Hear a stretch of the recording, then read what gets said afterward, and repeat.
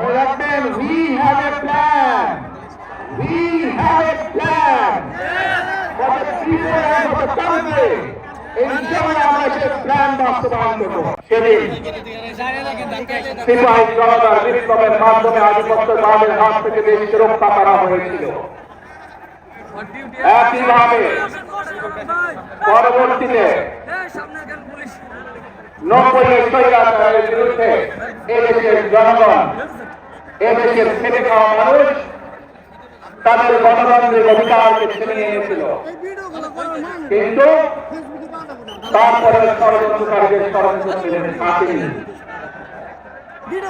আমরা তারপর দেখেছি 2024 সালে, 71 সালে এই দেশের মানুষ যেমন স্বাধীনতা অর্জন করেছিল, 2024 সালে এদেশের ছাত্র জনতা সহ সকল স্তরের মানুষ, কৃষক, শ্রমিক, গৃহবধূ, নারী, পুরুষ, মাদ্রাসার ছাত্র সহ দল মত নির্বিশেষে, শ্রেণী পেশা নির্বিশেষে সকল মানুষ সেদিন 2024 সালের 5ই আগস্ট এই দেশের স্বাধীনতা এবং সার্বভৌমত্বকে রক্ষা করেছিল। প্রিয় ভাই বোনেরা, আজ বাংলাদেশের মানুষ কথা বলার অধিকার ফিরে পেতে চায়, তারা তাদের গণতান্ত্রিক অধিকার ফিরে পেতে চায়। বাংলাদেশের মানুষ চায় তারা তাদের যোগ্যতা অনুযায়ী ন্যায্য অধিকার পাবে। প্রিয় ভাই বোনেরা, আজ আমাদের সময় এসেছে সকলে মিলে দেশ গড়া।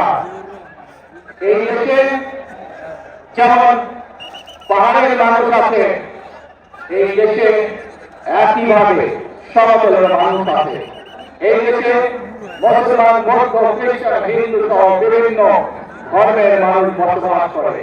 আমরা চাই সকলে মিলে এমন একটি বাংলাদেশ গড়ে তুলব আমরা, যে বাংলাদেশের স্বপ্ন একজন মা দেখেন, অর্থাৎ একটি নিরাপদ বাংলাদেশ আমরা গড়ে তুলতে চাই। যে বাংলাদেশে একজন নারী, একজন পুরুষ, একজন শিশু যেই হোক না কেন নিরাপদে ঘর থেকে বের হয়ে নিরাপদে ইনশাআল্লাহ ঘরে আবার ফিরে আসতে পারে।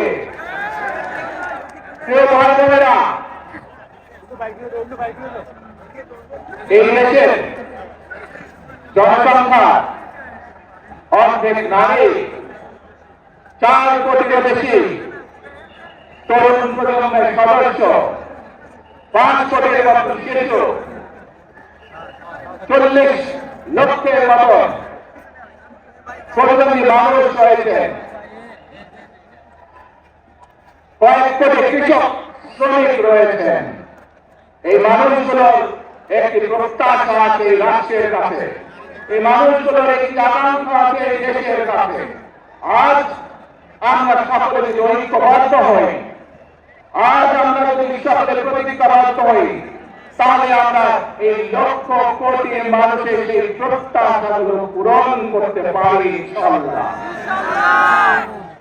প্রিয় ভাই বোনেরা, 71 সালে আমাদের শহীদরা নিজের জীবন উৎসর্গ করেছিলেন এইরকম একটি বাংলাদেশ গঠনের জন্য। বিগত 15 বছর স্বৈরাচারের বিরুদ্ধে শত শত হাজার গুম খুনের শিকার হয়েছে শুধু রাজনৈতিক দলের সদস্য নয়, নিরীহ মানুষ প্রতিবাদ করতে গিয়ে অত্যাচার নির্যাতনের শিকার হয়েছে, জীবন দিয়েছে। 2024 সাল মাত্র সেদিনের ঘটনা। কিভাবে আমরা দেখেছি আমাদের তরুণ প্রজন্মের সদস্যরা কিভাবে নিজের জীবন উৎসর্গ করেছে দেশের স্বাধীনতা এবং সার্বভৌমত্বকে রক্ষা করার জন্য। প্রিয় ভাই বোনেরা, কয়েকদিন আগে এই বাংলাদেশে 24 আন্দোলনে এক সাহসী প্রজন্মের এক সাহসী সদস্য ওসমান হাদিকে হত্যা করা হয়েছে। ওসমান হাদি শহীদ হয়েছে। ওসমান হাদি চেয়েছিল এই দেশের মানুষের জন্য গণতন্ত্র প্রতিষ্ঠিত হোক, এই দেশে মানুষের গণতান্ত্রিক অধিকার প্রতিষ্ঠিত হোক, এই দেশের মানুষ তাদের গণতান্ত্রিক এবং অর্থনৈতিক অধিকার ফিরে পান। আজ 24 আন্দোলনে যারা শহীদ হয়েছেন, ওসমান হাদি সহ 71 যারা শহীদ হয়েছেন, বিগত স্বৈরাচারের সময় বিভিন্নভাবে খুন করে শিকার হয়েছেন, এই মানুষগুলোর রক্তের ঋণ যদি শোধ করতে হয়, আসুন আমরা আমাদের সেই প্রত্যাশিত বাংলাদেশ গড়ে তুলব, যেখানে আমরা সকলে মিলে কাজ করব, যেখানে আমরা সকলে মিলে আমাদের প্রত্যাশিত বাংলাদেশকে গড়ে তুলব। প্রিয় ভাই বোনেরা, বিভিন্ন আধিপত্যবাদ শক্তির গুপ্তচরেরা বিভিন্নভাবে ষড়যন্ত্রে এখন লিপ্ত রয়েছে।